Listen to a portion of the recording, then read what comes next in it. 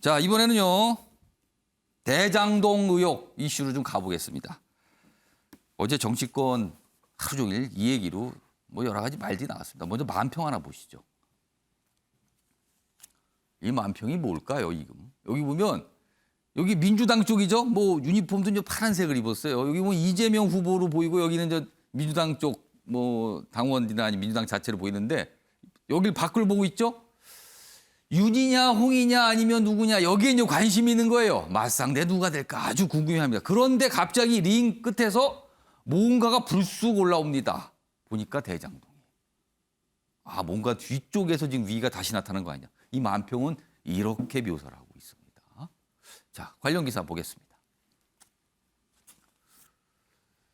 이재명 후보의 최측근 정진상, 유동규와 전화통화를 인정했다. 대장동 리스크가 재점화된 거 아니냐. 이 기사는 이렇게 보고 있어요. 뭐 해명도 나오기도 했어요. 해명도 나오고 뭐 통화했다는 거 인정을 한 거죠. 여기 보시면 다음은 이 화면으로 좀 보겠습니다. 여기 화면에 이 정진상 이 전 실장의 어떤 입장이 좀 나와 있어요. 여기 보시면 전화통화한 얘기에 대한 설명을 하는 거예요. 평소 알고 있던 유동규 전 본부장의 모습과 너무나 달라 직접 확인이 필요하다고 판단했다. 그리고 잘못이 있다면 감추지 말 것, 충실히 수사에 임할 것 이런 얘기한 정도다. 이렇게 입장을 냈어요. 뭔가 해명을 한 거죠. 근데 이제 전체적으로 전화통화한 거는 인정을 한 거예요. 전화통화했다라고. 자, 이 얘기가 어제 정치권에서 왜 뜨거웠냐 하면요. 그럼 유동규와 정진상 두 인물이 전화통화를 했다. 그런데 정진상, 이재명 후보의 최측근이다. 자, 그렇다면 유동규에 대해서 뭔가 이재명 후보가 알고 있는 거 아닌가? 뭐 야당에서 이런 시각을 갖고 있거든요. 자, 벌써 한참 지났습니다. 국정감사 당시 이와 관련된 질문과 답변이 있었는데요. 들어보시죠. 그 유동규가 약을 먹고 누워 있었다. 그렇게 본인밖에 알 수 없는 상황을 어떻게 이렇게 잘 아세요? 어쨌든 우리하고 전혀 인연 없는 사람이 아닌데 하여튼 제가 가까이 있는 사람들과 아는 사이 아니겠어요? 누가 그렇게 보고를 주셨어요? 잘 기억이 안 납니다. 일단 뭐 어떤 상황에 대해서 기억이 안 난다고 답을 했죠. 다음 기사 보겠습니다. 자, 이 기사는요. 이 전화통화했다라는 거 이거에 대해서 어제 이재명 지사가 언론 인터뷰를 통해서 설명을 해요. 나중에 들었다. 전화통화했다라는 거 나중에 들었다 이렇게 설명합니다. 뭐가 조금씩 설명이 나오죠. 그리고 아래로 가면요. 여기 정진상 지금 저 캠프의 부실장, 비서실 부실장 맡고 있는데 이 언론과 이제 문자를 질문 답변 통한 문자를 보냈는데 거기에 나온 설명이에요. 여기 보시면 이렇게 돼 있습니다. 언론 보도를 확인해야 하는 위치에 있어서 전화한 게 전부다. 5분도 채 통화하지 못했다. 근데 앞서서 이제 조선일보 기사 때는 뭐 7분, 뭐 시간 차이가 좀 있네요. 요거는 추가적인 확인과 설명이 좀 있어야 될 것 같고요. 5분도 채 통화하지 못했다. 그리고 잠 좀 깨고 나중에 통화하자고 한 게 전부다. 그리고 압수수색 사실은 전혀 몰랐다. 이런 얘기도 하네요. 압수수색 당하는지 몰랐다는 거죠. 그냥 통화를 한 거다. 뭔가 확인. 언론 보도가 나오니까 어떻게 된 건가? 이런 전화한 거다. 이런 설명입니다. 그리고 이재명 후보는 이 전화통화 사실에 대해서 나중에 들었다. 이렇게 설명을 하죠. 자, 어제요. 이재명 후보 그리고 민주당 차원에서 뭔가 좀 설명이 좀 있었거든요. 들어보시죠. 정진상 실장한테 전해드린 게 맞나요? 정진상 실장이 유동규 전 본부장 통화했다는 보도 관련한 선택 입장이 있나요? 그 이제 뭐 보도된 건 저도 봤는데 구체적인 내용을 조금 더 확인을 해서 우리 공보단 차원에서 말씀드리도록 있고 지금 조금 확인 중입니다. 그러니까 민주당이나 후보 차원에서 조금 전 뭔가 좀 신중한 상황이에요. 지금 이 사안에 대해서 지금요. 장해찬 특보. 이 상황을 지금 어떻게 이해하고 계십니까? 왜 이렇게 금방 들통날 거짓말을 이재명 지사 측근들은 많이 하는 것일까요? 유동규 전 본부장에 대한 압수수색이 이루어지고 그가 이 휴대전화기를 창밖으로 던졌다는 보도가 나왔을 때 예. 정진상 부실장은 이미 언론으로부터 통화한 것 아니냐는 질문을 수차례 받았습니다. 그런데 별 얘기가 없었죠. 사실이 아니라고 말했었죠. 통화한 적 없다고. 그런데 이제는 수사 잘 받으라는 말을 하려고 통화를 했다고 말을 바꿉니다. 국민들 앞에서 이렇게 바로 하루 이틀이면 뭐 길어야 1, 2주면 들통날 거짓말을 눈 하나 깜빡하지 않고 하는 사람이 여당 대선 주자의 최측근이고 실세인 것입니다. 이 책임이 이재명 지사에게 없다고 할 수 없는 것이고요. 앞서 영상에도 나왔지만 국감에서 이재명 지사는 어떤 언론도 보도하지 않았던 내용, 압수수색 당시에 유동규 전 본부장이 뭐 약을 먹고 극단적 선택을 암시하는 듯한 이 침대에 누워 있었다는 내용을 소상히 알고 있었습니다.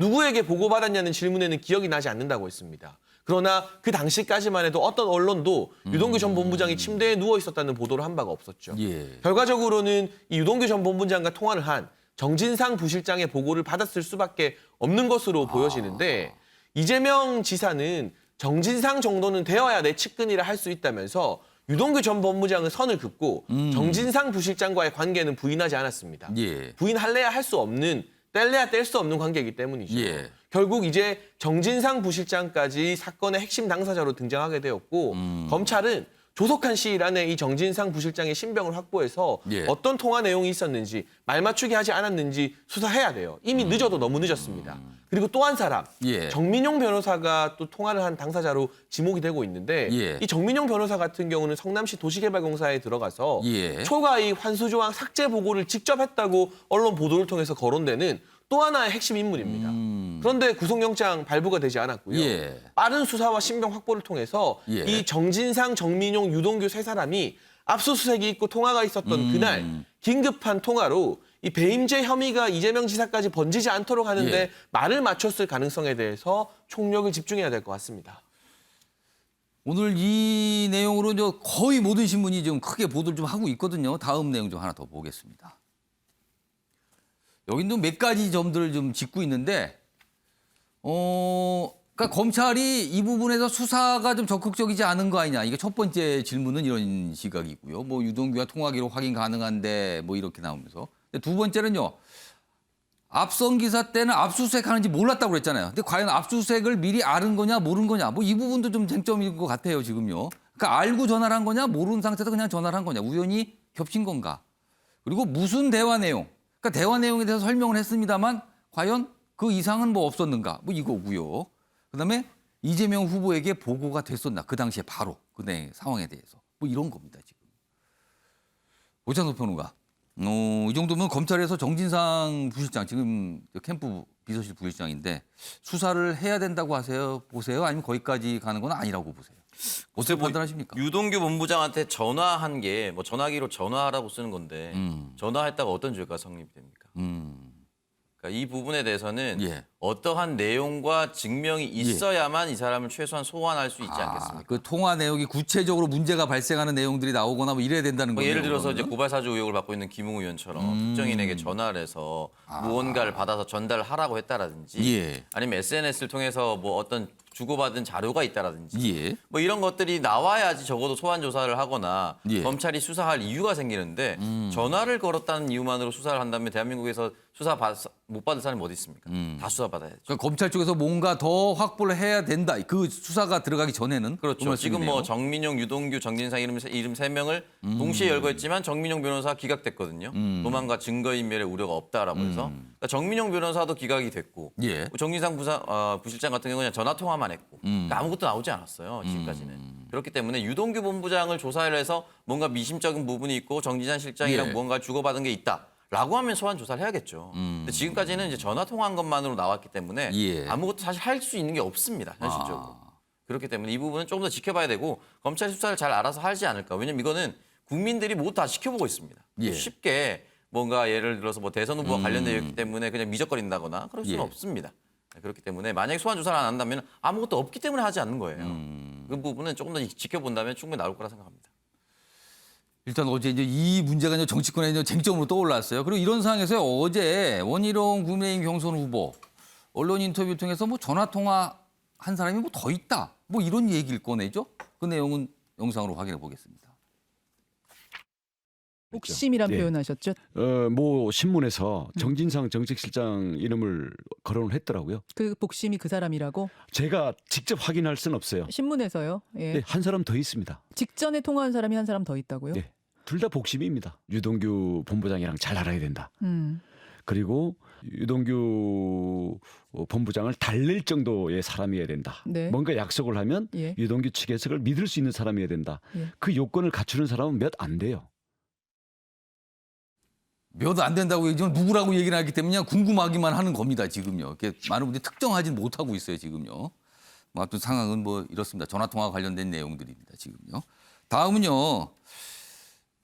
이재명 지사가 한 이 기업을 방문해서 뭔가 얘기를 했는데 이게 논란이 된 거예요. 정치권에서요. 이 다음 기사 보겠습니다.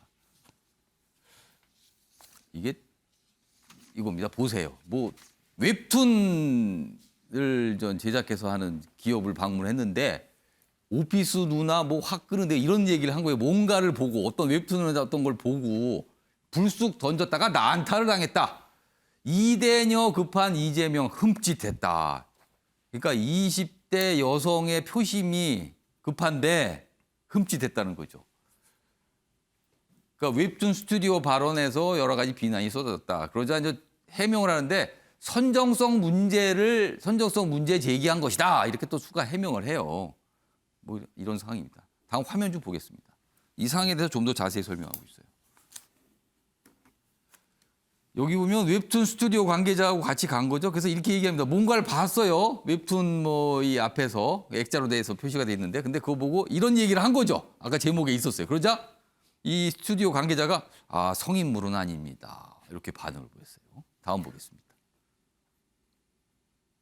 그래서 이제 여러 가지 논란이 있었잖아요. 그러자 이제 해명을 한 거예요. 언론 인터뷰를 통해서. 선정성이 있는 게 아니냐는 취지로 말한 것이다. 문제 제기한 것입니다. 엉뚱하게 생각하지 마세요. 이렇게 했는데 이게 여러 가지 야당 쪽에서 좀 논평 내고 여러 가지 비판을 많이 가했습니다. 뭐 이런 상황입니다. 다음 보겠습니다. 자, 다음 넘겨주세요. 자, 그러자 이제 야당에서 이렇게 비판하는 거죠. 무슨 뭐 도덕성 얘기까지 꺼내면서 이제 비판을 꺼냈습니다. 뭐 이런 반응이 있고요. 다음도 보겠습니다. 여기도요. 여기 보시면 뭐 부적절한 발언에 대해서는 사과하는 게 도리 아닙니까? 뭐 이렇게 얘기까지도 나왔습니다. 이 얘기 좀 해보겠습니다. 자, 여명 대변인. 이 논란은 왜 생겼다고 보십니까? 우선 저희 캠프에서도 입장을 따로 내지 않았습니다. 이준석 대표의 말처럼 사실 이재명 지사의 입에서 저런 말이 나오는 것이 뭐 놀랄 일도 아니다라는 것이 캠프의 야당의 시각은 그런 게 있다라는 그런 거네요. 시각이었고요. 우선 이재명 지사라고 하면은 모 여배우 씨와의 스캔들이 있겠고 또 네티즌들 사이에서 이른바 찌재명이라는 멸칭으로 불리고 있습니다. 그분이 형수와의 통화에서 약간 욕설을 하면서 나온 거죠. 예, 저는 사실 그 녹음 파일을 한 번도 들어보지 않다가 최근에서야 들어봤는데 저는 그런 욕은 예컨대 옛날 유행하던 그런 뭐 B급 조폭 영화에서조차 들어보지 못한 욕설이었거든요. 저는 그런 욕설을 하는 분의 입에서 오피스 누나라는 그런 웹툰 작가의 제목을 봤을 때 화끈한데? 라는 말이 나오는 것이 그리 놀라울 일이 아니다라고 보고 있고요. 우선 그 수습하는 과정이 상당히 짜증을 자아낸 겁니다. 처음에는 일제히 보도가 화끈한데로 나왔는데 그것을 변명한답시고 하는 것이 확 끄는데였다. 그러니까 그거에 대해서 정확한 표현이 뭐냐 뭐 이런 것까지 얘기가 있었어요. 설명도 좀 있었고요. 논란을 유발하고 그것에 대한 수습 과정이 상당히 국민들로 하여금 짜증을 자아냈다. 이건 사과하면 깔끔한 문제거든요. 또 이러한 행태 역시 이재명 지사의 고질적인 성격을 나타내주는 것이 아닌가 하는 생각을 갖고 있습니다. 이게 사실 민주국가의 지도자로서의 아직 역량을 전혀 갖추지 못했다라고 평할 수도 있겠는데 성남시장에서 그리고 경기도지사 그리고 이젠 대선 주자가 됐는데 항상 어떻게 보면은 성남시장만 하더라도 마치 성남시의 한 구, 한 시의 거의 대통령 같은 존재인 거예요. 자신의 발언이 제재를 당할 일도 없고 또 제재를 당할 수 있다는 것을 인지하지 못한 저런 발언이라고 생각을 하거든요. 예, 네. 알겠습니다. 김광석 교수님, 굉장히 매섭게 비판을 했어요, 지금요. 자, 이거 논란, 이거 어떻게 보십니까, 이 상황? 그러니까 제목이 그런 성격을 좀 보이긴 합니다. 그런 뭐 우리가 이제 통상 생각할 수 있는 그런 어떤 선정적인 제목인 것만은 분명해요. 그런데 이제 그 부분을 굳이 대선 후보가 꼭 그렇게 표현을 했어야 되느냐. 뭔가 이제 그거에 대해서 그걸 보고 이제 반응을 보인 거죠. 그렇죠. 뭔가라고. 반응을 굳이 안 보여도 될 일인데. 근데 그게 이제 뭔가 문제 제기를 한 거다 또 그렇죠. 추가 설명이 그렇죠. 나왔고. 그러니까 뭐 그런 부분에서 굳이 안 해도 될 일을 이제 했다. 뭐 저는 그렇게 생각을 해요. 왜냐하면 예. 이건 하나의 산업인 것이고 예. 그 웹툰 세계에 어떤 문화가 있을 거 아니에요. 그러면 그렇죠. 이제 그런 과정 속에서 나오는 어떤 제목들일 수도 있는 이런 부분들이기 때문에 그냥 이렇게 덕담하고 사실은 그 이후에 이 산업을 어떻게 발전시킬 그렇죠. 것인가에 대한 어떤 정책들 이런 것들이 다 나왔고 제시됐고 발표하고 그랬죠. 그렇죠. 그런데 그 내용들은 이것 때문에 다 묻혀버렸어요. 그러니까 이 발언으로 그냥 묻히고 말았습니다. 그러니까 그런 지금. 어떤 정책적인 어떤 비전 제시가 사실상 이 발언으로 묻히는 건 굉장히 아쉬운 부분인 예. 것이고 본질이 이제 사실 어떻게 보면 훼손돼 버린 것이죠. 그래서 이 국민들이 이 대선 후보에게 기대하는 그 신중한 언어라는 거는 항상 대선 유념을 해야 후보의 되는 말의 것이고. 무게가 어떤 그렇죠. 건지를 보여준 사례다. 그렇죠. 그 부분에 대해서는 뭐 지금 야권 후보들 특히나 이제 윤석열 후보 같은 경우는 뭐 지나치게 많아요. 그래서 더 이상 뭐 얘기하기 어려울 정도로 지금 그러니까 윤석열 후보의 그렇죠. 약간 실언이라고 실언들이 평가받는 굉장히 많은데 내용들. 이런 부분들은 뭐 사실 국민들의 입장에서 예. 본다 그러면 후보라고 한다 그러면 다 신중하고 말을 좀 고르는 그런 노력이 필요하겠다 이렇게 생각합니다. 오창석 평론가 발언 기회 요청하셨거든요. 한 1분 드릴게요. 일단은 대선 후보의 무게감이 굉장히 지금부터 이제 필요하죠. 이게 아까도 말씀드렸지만 모든 여야 후보가 지금 유력한 후보들은 비호감도가 굉장히 높기 때문에 발언 하나로 인해서 왜곡될 가능성이 매우 높습니다. 뭐 발언 하나 이렇게 무심코 던졌는데 그게 엉뚱한 방향으로 네. 간다는 거죠, 그게. 우리 아까 여명 대변인이 이제 화끈한데요라고 말씀하는데 그게 아니고 확 끄는데요라고 표현한 것 여기는 같고요. 지금 이 민주당 쪽에서도 이런 거 설명이 있었는데 네. 확 끄는데요. 이게 맞다 이렇게 이 얘기가 영상을 나왔죠. 찾아보시면 나올 것 같고요. 예. 지금 그래서 오피스 누나 이야기라고 하는 웹툰을 아. 실제로 이 논란이 일어나기 전에 보셨던 분이 사실은 시사평론가나 정치평론가나 정치인 중에 대부분 없었을 겁니다. 그래서 지금 오피스 누나 이야기를 작가가 스스로 무엇이라고 소개했는지를 읽어보신 분들도 대부분 없을 거예요. 그럴 거예요. 제가 잠깐 읽어드리면 예, 무슨 내용입니까? 회사에서 만난 성숙하고 매력적인 연상의 여자 안책임님. 현명하고 배려심 깊고 그래서 끌리는 하지만 아이가 있다. 그러니까 작가가 작가 스스로가 자신의 웹툰을 소개할 때 끌리는 연상의 아이가 있는 사람이라고 소개말에 써놨습니다. 그러니까 확 끌리는이라고 작가도 소개해놨고 본 사람도 끌린다라고 얘기를 했으면은 어느 정도 작가는 의도를 갖고 이런 제목을 썼다라는 것을 알 수가 있겠죠. 그게 성인물이 아니에요. 그러니까 우리가 오피스를 뭐라고 도대체 해석을 하길래 이상하게 보시는지 잘 모르겠지만 오피스 그냥 회사예요, 회사. 저도 오피스텔에 살고 있어요. 그럼 저는 이상한 데 살고 있습니까? 아니 왜 다른 사람들이 오피스 얘기하는데 오피스텔 산다고 얘기를 하셨네요. 예. 그러니까 예, 그게 알겠습니다. 오피스를 본인 스스로들이 더 이상하게 생각하니까 계속 이상한 방향으로 갈 수밖에 없는 거예요. 예. 그러니까 이제 오피스 동이라고 하는 것은 그냥 업무를 보고 있는 일반적인 사무실을 뜻하는 겁니다.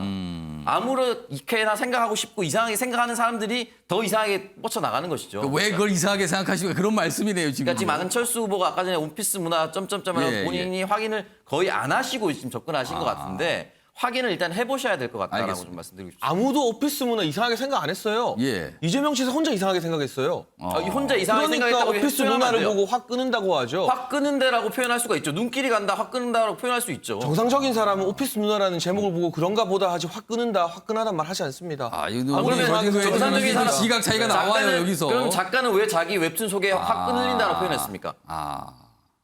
작가가 이상하게 하여튼 뭔가 의도가 의도가 있었다. 작가가 홍보하기 아니에요. 위한 멘트와 그건 절대 이재명 아닙니다. 지사가 이 제목을 보고 말한 게 동일합니까? 그러니까 이재명 지사의 의도를 왜곡해서 얘기를 한 거잖아요, 지금. 똑같은 끈다는 표현을 썼는데 이렇게 해석할 수도 있고 저렇게 해석할 수도 있는 겁니다. 알겠습니다. 요거 뭐 해봐야 의견도 다 달라요, 지금요. 요거 요 정도 정리하겠습니다. 아무튼 불쑥 던졌다가 이게 아주 논란이 된 거예요. 그래서 여기 보면 표현이 그러잖아요. 불쑥 난탈당했다, 흠칫했다. 지금 뭐 그러니까 이게 지금 대선 후보의 말이 하나하나가 지금 굉장히 무게감 있게 들기 때문에 이런 반응이 나오는 것 같기도 합니다. 아무튼 논란이 됐었어요, 지금. 그래서 여기 기사로 소개돼 있습니다.